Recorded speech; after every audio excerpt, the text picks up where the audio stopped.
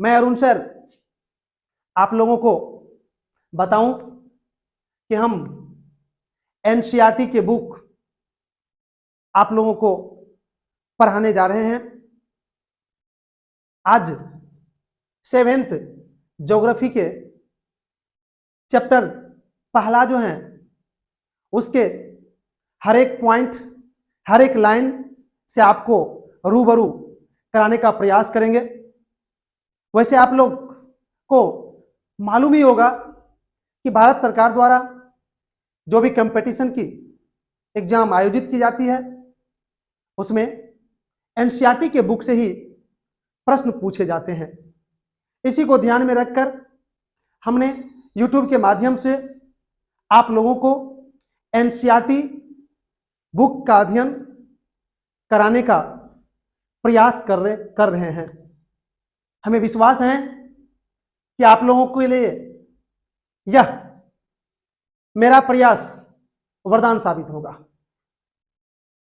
वैसे मैं थोड़ा सा बता दूं कि आज हम 7th ज्योग्राफी के एनसीईआरटी की जो बुक है उसका पहला चैप्टर के एक एक पॉइंट से आपको रूबरू कराएंगे।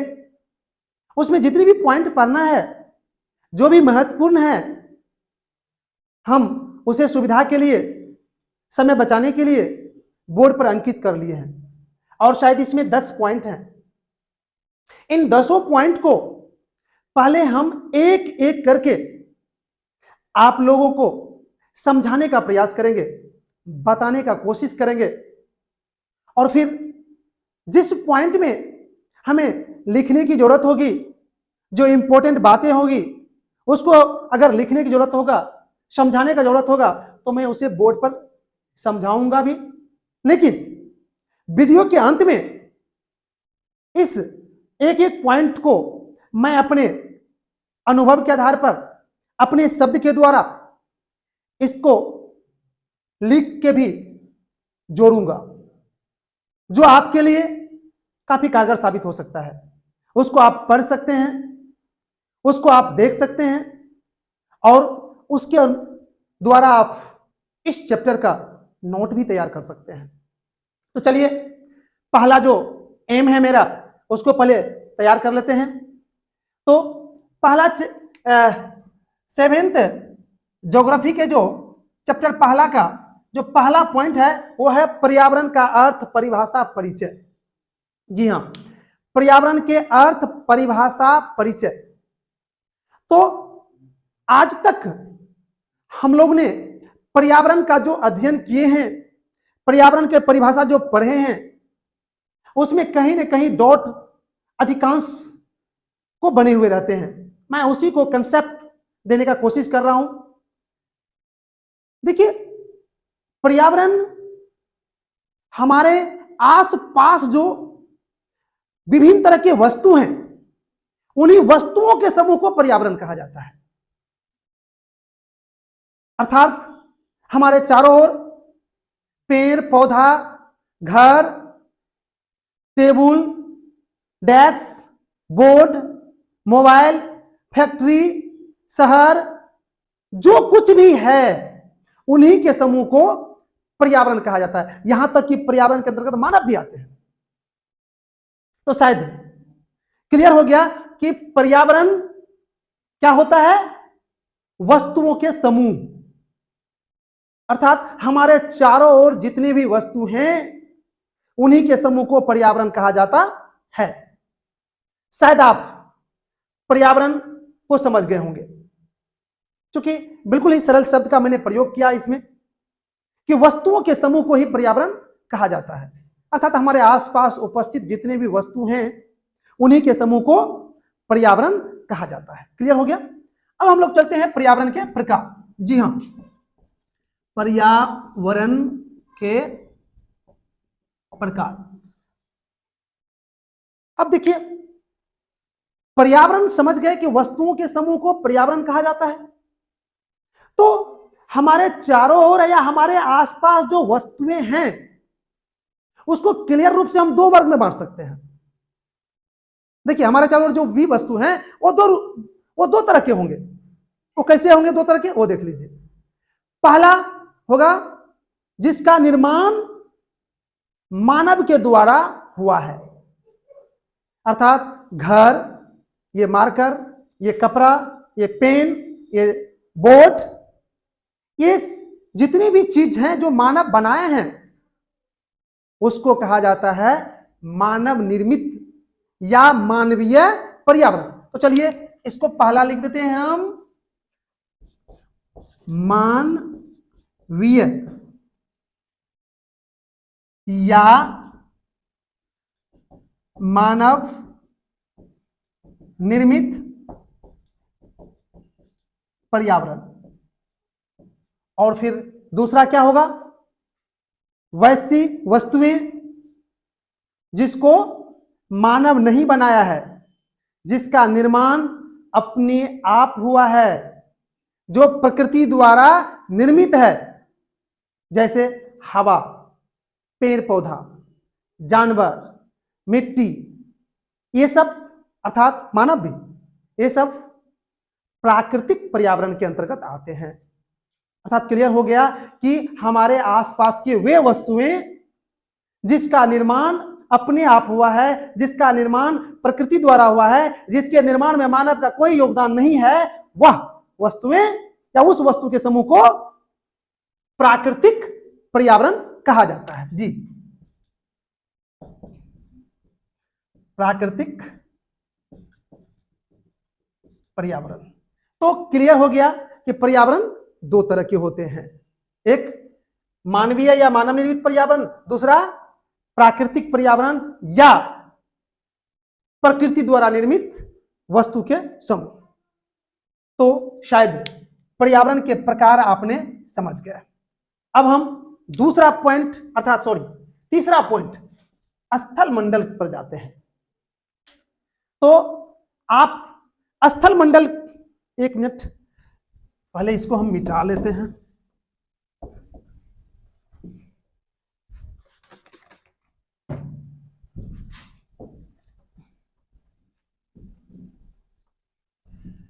जी, अब स्थल मंडल, स्थल मंडल क्या होता है तो ध्यान से सुनिएगा। सामान्यतः हम यही जानते हैं कि हमारे पृथ्वी के वह ऊपरी परत जो ठोस हो उसे कहते हैं स्थल। अर्थात हमारे पृथ्वी पर उपस्थित जितनी भी ठोस परत हैं, ठोस भाग है, उसी के समूह को स्थल मंडल कहा जाता है। ये तो समान हो गया, लेकिन एक यूनिक चीज है,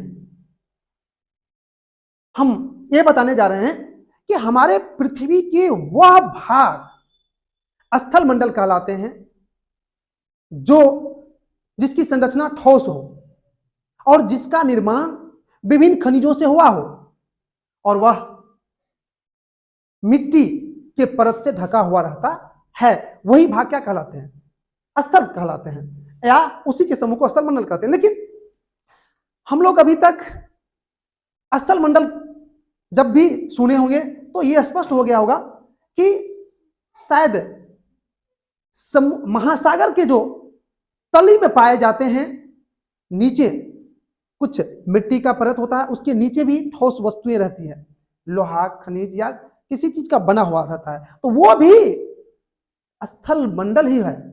अर्थात ये जो स्थलीय भाग है ये तो स्थल मंडल के अंतर्गत आते ही हैं, लेकिन समुद्र के तली में भी जो ठोस वस्तु थोड़ा मिट्टी के नीचे जो है परत, वो भी स्थल मंडल के अंतर्गत आते हैं।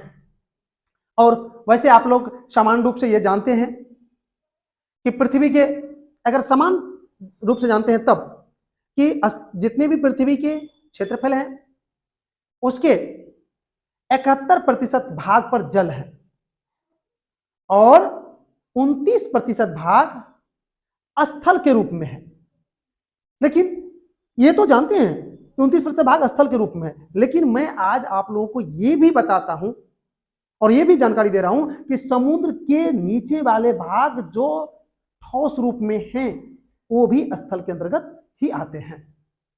तो शायद स्थल मंडल समझ गए। मैं थोड़ा सा एक और बता दूं कि स्थल मंडल पर ही हमें घर बनाने के लिए, खेती करने के लिए, पेड़ पौधा लगाने के लिए जमीन उपस्थित होता है या स्थितियां उपस्थित होती है या जगह मिलता है। कहां पर? स्थल मंडल में ही मुख्य रूप से।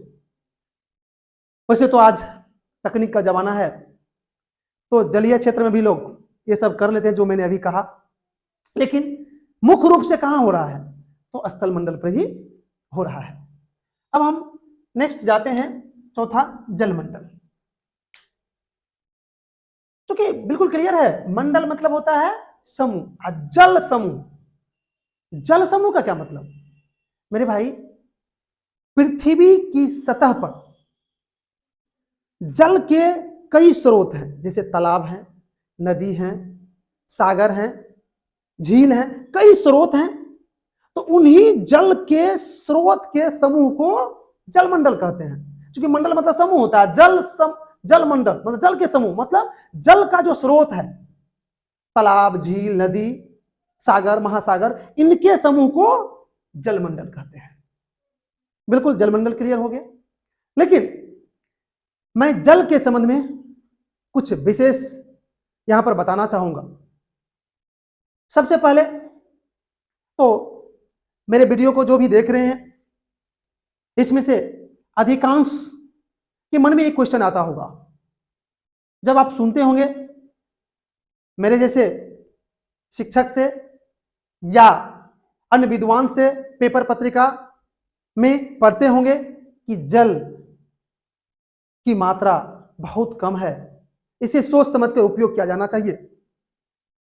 तो अधिकांश व्यक्ति के मन में यह आता होगा कि जब पृथ्वी के 71% भाग पर जल है, तो जल की कोई कमी तो होनी नहीं चाहिए, फिर क्यों कह रहा है कि जल को सोच समझ के उपयोग किया जाना चाहिए? बहुत सारे भाई, बहुत सारे विद्वान जो भी मेरे वीडियो को देख रहे हैं, वो तो इस क्वेश्चन का जवाब जानते ही होंगे, लेकिन जो नहीं जानते हैं वो थोड़ा सुनिएगा गौर से। भले ही हमारे पृथ्वी पर 71% भाग पर जल है और जल का लगता है कि एक विशाल यहां पर भंडार है भी, लेकिन उन जल का बंटवारा जो है, कैसे क्या है, वो अगर एक बार आप समझ जाएंगे तो शायद आज के बाद आपके मन में ऐसा क्वेश्चन नहीं आएगा। मैं थोड़ा सा बता दूं, पृथ्वी पर जितने भी जल है ना, जितने जल हैं, उसका 1.6% जल धरती के अंदर है। 1.6% जल धरती के अंदर है। और सुन लीजिए,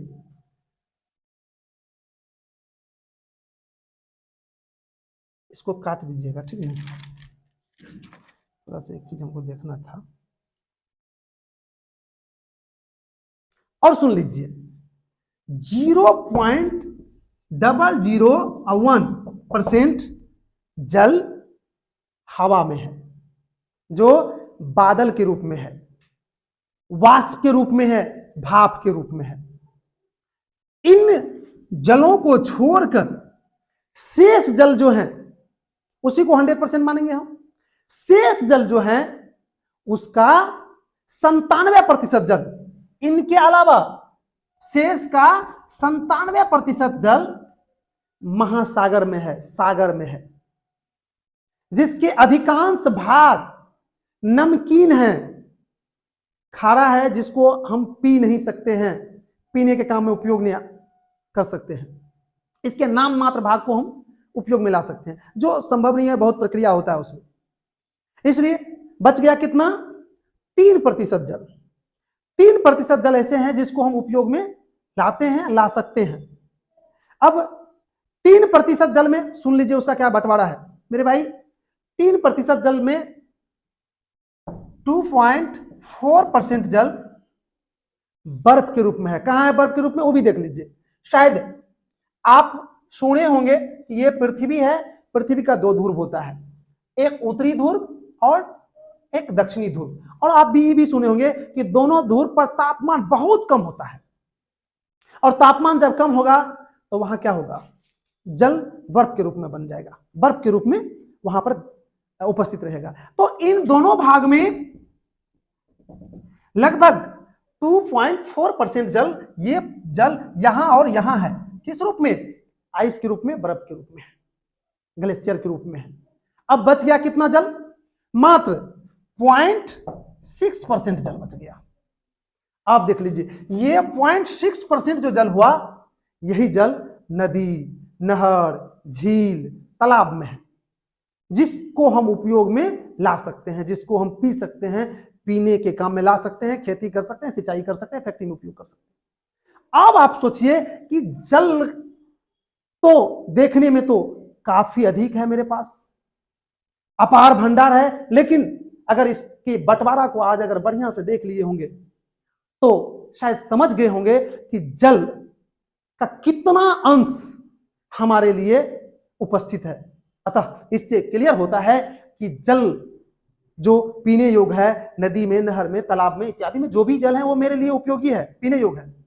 जो मात्र 0.6% है, इसका उपयोग हमें सोच समझकर करना चाहिए, इसे दूषित नहीं करना चाहिए, नहीं तो एक दिन जल संकट की स्थिति उत्पन्न होगी। वैसे आज देख लीजिए बहुत सारे जगह हो गया है, शहर में तो बिल्कुल इसकी प्रवेश हो चुका है। बहुत जगह ऐसे है कि जल की संकट उत्पन्न हो रही है, जहां पर वर्षों पहले, कुछ दिन पहले जल की अपार उपस्थिति थी, लेकिन वहां के लोगों में जल के प्रति लापरवाही के कारण वहां पर जल की कमी हो गई है। तो शायद आप जलमंडल को भी समझ गए। फिर से एक बार रिकर देते हैं हम जलमंडल कि पृथ्वी पर उपस्थित नदी, नहर, तालाब, सागर, महासागर इत्यादि जल स्रोतों के समूह को जलमंडल कहा जाता है। क्लियर हो गया। अब हम लोग चलते हैं वायुमंडल। यहां पर भी मंडल मतलब समूह हो गया, वायु मतलब हवा हो गया। तो हवाओं के समूह को, अर्थात हमारे पृथ्वी के चारों ओर वायु का विभिन्न परत है, अर्थात हम दूसरे शब्द में कहें कि हमारे पृथ्वी के चारों ओर विभिन्न गैसों का परत है। उन्हीं गैसों के परतों के समूह को हम वायुमंडल कहते हैं। शायद ये भी जानते होंगे आप लोग, ये तो समान चीज है कि नाइट्रोजन गैस है जिसका हमारे चारों ओर परत है, जो 78% है। सबसे ज्यादा वायुमंडल में नाइट्रोजन है, और उसके बाद दूसरे पोजीशन पर रहता है ऑक्सीजन, और ऑक्सीजन 21% है, अर्थात ऑक्सीजन का परत नाइट्रोजन से थोड़ा पतली है। और उसके बाद मात्र 1% बच गया। 1% में बहुत सारे ये जो जितने भी गैस इधर बच गया सब है, उसमें से 1% में भी सबसे ज्यादा है 1% में कार्बन डाइऑक्साइड, और जो मेरे लिए काफी हानिकारक साबित हो रहा है। प्रेजेंट टाइम में कार्बन डाइऑक्साइड के बढ़ने के बाद हमारे लिए वायु सांस लेने के योग्य नहीं रह पा रहे हैं, जिससे हमें कई तरह की समस्याएं उत्पन्न हो रही है।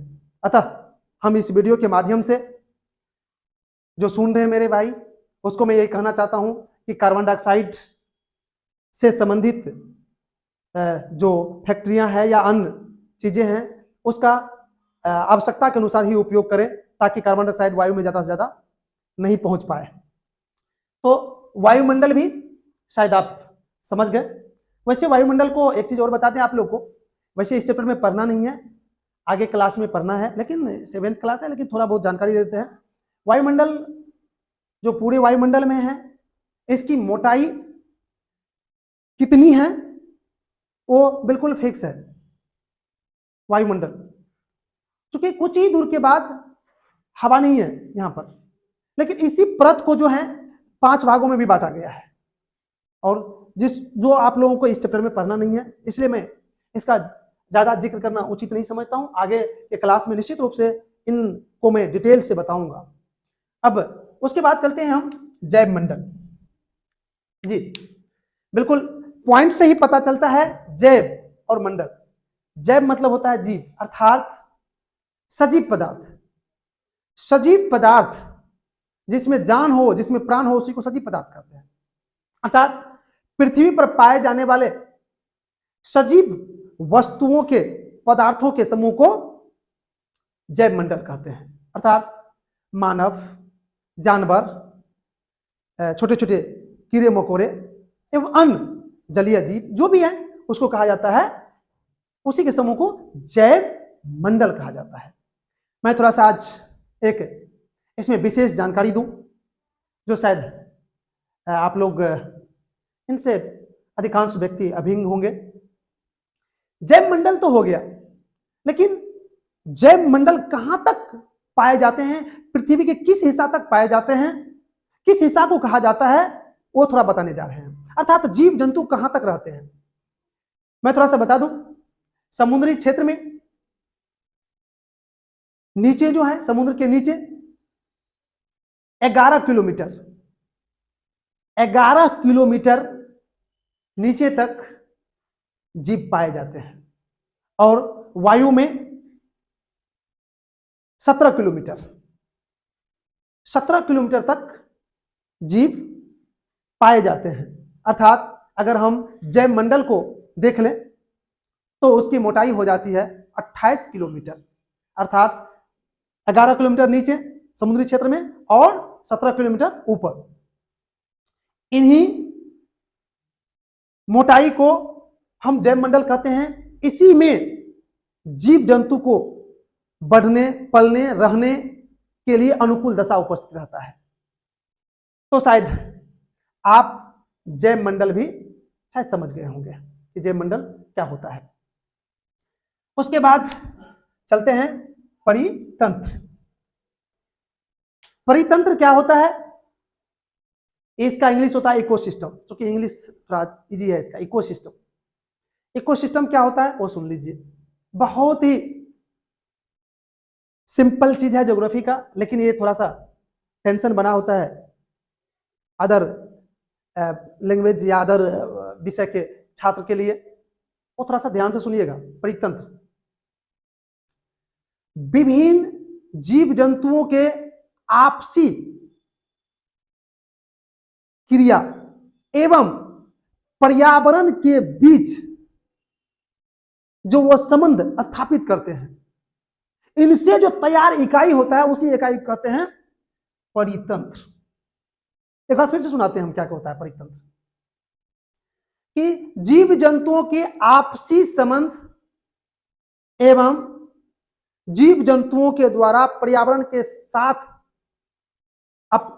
स्थापित किए गए संबंध से बने इकाई को परितंत्र कहते हैं, इकोसिस्टम कहा जाता है। तो परितंत्र मैं थोड़ा सा बता दूं, निर्जीव वस्तु का भी होता है और सजीव वस्तु का भी होता है। परितंत्र अर्थात एक वस्तुओं के जाल को कह सकते हैं हम, और ऐसा जाल जिसमें जीव जंतु आपस में परस्पर सहयोग, परस्पर मेल मिलाप से रहे और पर्यावरण के साथ भी उसका अच्छा संबंध बने, उसी तंत्र को कहा जाता है परितंत्र। जैसे तालाब इसका सबसे अच्छा उदाहरण है। देख लीजिए, तालाब में एक पर्यावरण के रूप में, प्रकृति पर्यावरण के रूप में आप ले सकते हैं, पानी है और वहां पर मछली होता है, तो मछली भी कई तरह के हो सकते हैं, और मछली आपस में भी सहयोग करते हैं और पानी के साथ भी अच्छा संबंध बना के रखते हैं। तो उसी तालाब की इकाई को क्या कर सकते हैं हम? कह सकते हैं वहां पर परितंत्र। वो तालाब परितंत्र, तालाब परितंत्र है, कह सकते हैं। उसी तरह से हमारे स्थल भाग में भी है।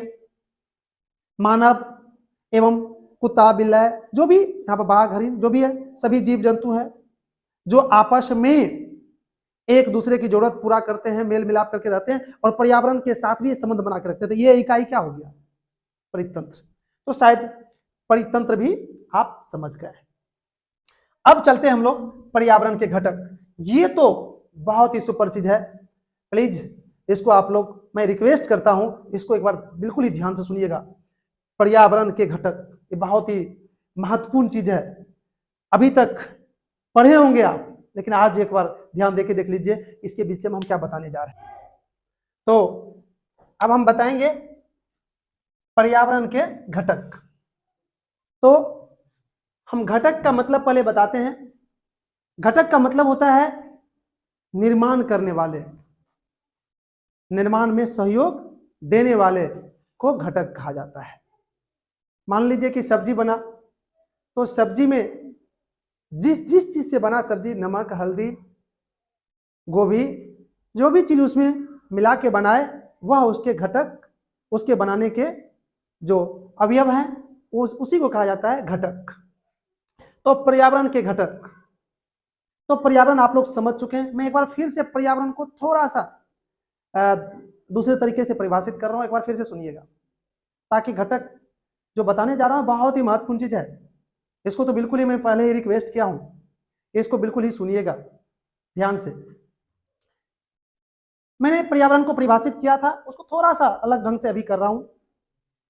हमारे आसपास उपस्थित विभिन्न वस्तुएं एवं जिसको हम महसूस कर सकते हैं, अनुभव कर सकते हैं, वह भी पर्यावरण के अंतर्गत आते हैं। वस्तु तो आते ही हैं, साथ ही साथ जिसको महसूस कर सकते हैं हम, वो भी पर्यावरण। जैसे मैं बता देता हूं, धर्म को क्या कर रहे हैं हम, महसूस करते हैं। परिवार क्या होते हैं, महसूस होता है। तो ये परिवार, धर्म, ये सब भी राजनीति क्या महसूस करने की चीज है, तो ये भी किसके अंतर्गत आते हैं, पर्यावरण के अंतर्गत आते हैं। तो शायद मैंने जो एक नया अभी जो पर्यावरण को परिभाषा दिए, शायद वो इसलिए दिए कि हमको एक पर्यावरण के घटक समझाने में सहूलियत हो। मैं थोड़ा सा फिर से एक बार बता दूं, घटक का मतलब होता है किसी चीज के निर्माण में सहयोग करने वाले, सहायता करने वाले, या निर्माण कार्य में उपयोगी वस्तु जो होते हैं उसको कहते हैं घटक, राइट। तो अब पर्यावरण के घटक जो हैं, अर्थात इसके निर्माण जो होते हैं, उसको मुख्य रूप से हम 3 वर्गों में बांट सकते हैं। पहला है प्राकृतिक, अर्थात प्राकृतिक तो समझ चुके हैं आप लोग कि उन वस्तुओं को प्राकृतिक वस्तु कहा जाते हैं जो मानव निर्मित नहीं है, जो प्रकृति द्वारा निर्माण किया गया है, जिसके निर्माण में मानव का कोई योगदान नहीं है। तो प्राकृतिक वस्तुएं जितनी हैं उनको मुख्य रूप से यहां पर देखिए 4 भाग में बांटा जाता है। इतनी प्राकृतिक वस्तुएं हैं उनको 4 भाग में बांटा जाता है। एक स्थल मंडल, दूसरा जलमंडल, तीसरा वायुमंडल और चौथा जैव मंडल। शायद इन्हीं चारों के समूह से प्राकृतिक वस्तु कहिए या प्राकृतिक चीज बना है। इन्हीं चारों के, स्थल मंडल, जलमंडल, वायुमंडल और जैव मंडल, इन्हीं में जो भी चीजें हैं वो प्राकृतिक कहलाते हैं। तो पर्यावरण के घटक में देख लीजिए प्राकृतिक अर्थात स्थल मंडल, जलमंडल, वायुमंडल और जैव मंडल। क्योंकि इन चीज को तो आप समझ चुके हैं, हमने अभी कुछ देर पहले ही बताए थे सारे के विषय में। ये सारे चीज हो गया प्राकृतिक घटक इसके, अर्थात वे पर्यावरण के सहयोगी जो प्रकृति द्वारा बना है। दूसरा आता है मानव निर्मित, अर्थात इमारत अर्थात घर जिसको कहते हैं, पार्क, पुल, सड़क, उद्योग, स्मारक, कुर्सी, टेबुल, ये भी दे सकते हैं हम। कुर्सी, टेबुल, ये सारे चीज क्या हो गए, इसमें ईटीसी लगा सकते हैं हम, ईटीसी। ये सारे मानव निर्मित पर्यावरण हो गया। और तीसरा है मानव सिर्फ यहां पर है, इसको हम कर रहे हैं। जैसे परिवार हुआ तो क्या हो गया, मानव के समूह हो गया। तो परिवार भी एक पर्यावरण हो गया, तो परिवार इसके अंतर्गत आ जाता है, अर्थात ये भी घटक है। देखिए समुदाय, समूह हो गया, तो वो भी मानव के सहयोग से बना है, तो वो भी पर्यावरण के घटक हो जाता है। धर्म, मैंने अभी भी धर्म की चर्चा किया था इससे पहले भी कि धर्म भी है, तो धर्म भी पर्यावरण के एक अंग है, पर्यावरण के सदस्य है। लेकिन इसको मैं 3 वर्ग में जो बांटा था, ये मानव में आ जाता, क्योंकि मानव से संबंधित धर्म है। राजनीतिक अर्थात मानव से संबंधित जो भी चीज है यहां पर दिए हम। राजनीति भी पर्यावरण के अंतर्गत आते हैं, तो किसमें, मानव के अंतर्गत, अर्थात ये पर्यावरण के घटक है। शैक्षिक मतलब हम जो अभी बता रहे हैं आपको, ये पढ़ा रहे हैं, मैं तो हुआ बिल्कुल ही पर्यावरण, लेकिन जो पढ़ाने वाला क्रिया है ये किसके अंतर्गत आएगा। मैंने अभी भी पर्यावरण का परिभाषा नया दिए थे, इसीलिए कि हमारे आसपास वस्तुएं एवं हम जिसको अनुभव कर सकते हैं, महसूस कर सकते हैं, वे स्थितियां भी पर्यावरण के अंतर्गत आते हैं। तो स्पष्ट हो गया कि धर्म है, उसको महसूस करते हैं, अनुभव करते हैं, उपयोग करते हैं, तो धर्म भी क्या हो गया, पर्यावरण। क्योंकि ये चीज बहुत मैंने रखता है पर्यावरण के, क्योंकि पर्यावरण मैंने शुरू से ही करा हूं कि पर्यावरण को आपने पढ़े होंगे निश्चित रूप से, बहुत ज्ञान होंगे, लेकिन शायद इनसे थोड़ा सा दूर जरूर होंगे, हमको जैसे महसूस होता है। बहुत सारे, अधिकांश सबको तो नहीं कर सकते, अधिकांश होंगे, इसलिए मैं शुरू से इसमें पर अधिक से अधिक ध्यान देने के लिए आप लोग से रिक्वेस्ट कर रहा था।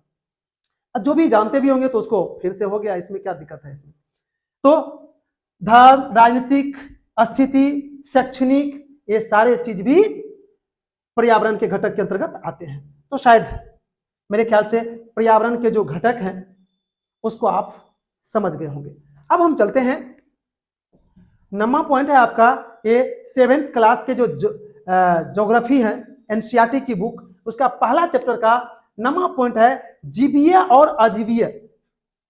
जीवीय और अजीवीय बिल्कुल क्लियर है। यहां पर जीवीय और अजीवीय किसको कहा जाता है? तो जीवीय मतलब हुआ कि सजीव वस्तु के समूह को जीवीय कहा जाता है और निर्जीव वस्तु के समूह को अजीवीय कहा जाता है। 7वां के जो पहला चैप्टर है उसमें ये भी एक लाइन में बहुत महत्वपूर्ण चीज था जो हमको लगा कि नहीं, इस पर आकर हो सकता है कि आपको सस्पेंस उत्पन्न हो, इसलिए वैसे मेरा प्रयास है कि मैं इस तरह से भी जिस तरह से बता रहे हैं, तो इसमें 7th क्लास के जो 12th ज्योग्राफी है या कोई और जो बुक शुरू करेंगे तो उसके हर एक लाइन का मीनिंग आपको इस थेसिस से समझ में आ जाए, यही मेरा प्रयास है। अब देखिए कहां तक सफल होते हैं वो तो आप लोग ही बताएंगे कि हम कहां तक सफल हो रहे हैं। देखिए फिर से एक बार सुन लीजिए, जीवीय। जीवीय मतलब होता है कि पृथ्वी पर या धरातल पर जो जीव मंडल है उसी को कहते हैं जीवीय, अर्थात सजीव वस्तुओं के समूह को जीवीय कहते हैं और निर्जीव वस्तुओं के समूह को अजीवीय कहते हैं। आपके 7th क्लास के एनसीईआरटी की बुक में ये अंदर में ये पॉइंट है, इसलिए इस पॉइंट पर जाइएगा तो निश्चित रूप से समझ जाइएगा कि जीवीय लगा हुआ है और अजीवीय लगा हुआ है, अर्थात सजीव वस्तु के समूह और निर्जीव वस्तु के समूह। क्लियर हो गया ये? उसके बाद ये 10वां पॉइंट है प्रमुख स्मरणीय तथ्य। इसमें क्या होता है और इसमें क्या पढ़ाने का मैं प्रयास करूंगा वो सुन लीजिए और क्या बताने का प्रयास करूंगा। इसमें ये जो चैप्टर है ये तो मैंने अभी सब्जेक्टिव रूप से आपको बताया, कहीं कहीं ऑब्जेक्टिव का भी आपको दर्शन करवाए, लेकिन इस पॉइंट में हर चैप्टर में यही करेंगे और इस पॉइंट में आपको इस चैप्टर का जो महत्वपूर्ण ऑब्जेक्टिव टाइप का है सीधा सीधा वो इसमें हम बताएंगे। तो थोड़ा सा सुन लीजिए 2-4 ऑब्जेक्टिव इसका, इसमें वैसे ज्यादा नहीं है फिर भी 1-2-4 ऑब्जेक्टिव हैं जिसको सुन लीजिए। सबसे इसमें पहला ऑब्जेक्टिव है कि पर्यावरण 2 तरह के होते हैं, पहला हो गया। दूसरा इसमें है कि हमारे पृथ्वी पर 71% भाग पर जल है और 29% भाग पर स्थल है। उसके बाद तीसरा है इसमें कि टोटल जल जो है उसका 97% जल महासागर में है। और चौथा इसमें है कि वायुमंडल में सबसे ज्यादा नाइट्रोजन है, शायद 78% है, मैंने अपने अभी वक्तव्य के क्रम में बोले भी थे। इस तरह से चूंकि मैंने जो बताया हूं उसमें तो आ ही गया है, इस पर बहुत सारे ऑब्जेक्टिव बन सकता है। आपको ये दे देगा कि धर्म पर्यावरण के घटक है या नहीं है। शायद मेरे ख्याल से जो इस चैप्टर को किसी भी माध्यम से अध्ययन नहीं किए होंगे तो शायद उसके लिए जवाब देना मुश्किल होगा, क्योंकि ये धर्म थोड़ा सस्पेंस वाली बात है। समुदाय पर्यावरण है कि नहीं है ये थोड़ा सा लगेगा कि भाई व्यक्ति तो कहते हैं, वस्तु तो कहते हैं, लेकिन ये धर्म क्या है। तो शायद आज के मेरे इस प्रयास से आपको 7th क्लास के ज्योग्राफी के एनसीईआरटी के पहला चैप्टर जो था उसका शायद एक एक पॉइंट आपको समझ में आ गया होगा। और मैं पिछले जब वीडियो शुरू किया था तो मैंने आपसे कहा था कि इसके लास्ट में मैं अपने ही भाषा में उसके लिख कर भी इसके मटेरियल को अटैच करने का प्रयास करूंगा। लेकिन अगला चैप्टर मैं इसका पुनः दूंगा और फिर अगला चैप्टर जो हम पढ़ाएंगे आपको, बताएंगे आपको, वो अगला वीडियो में होगा। लेकिन आपसे एक रिक्वेस्ट है कि अगर अच्छा लगा होगा आपको तो निश्चित रूप से कमेंट कीजिएगा, ताकि हम आपके एनसीईआरटी के बुक जो हैं उसके हर एक चैप्टर को अच्छी तरह से मनोबल के साथ आपके सामने एक्सप्लेन करके रख सकूं। तो आज के वीडियो यहीं तक। आज मैं अपनी वाणी पर विराम दे रहा हूं। अगला मुलाकात अगले वीडियो में।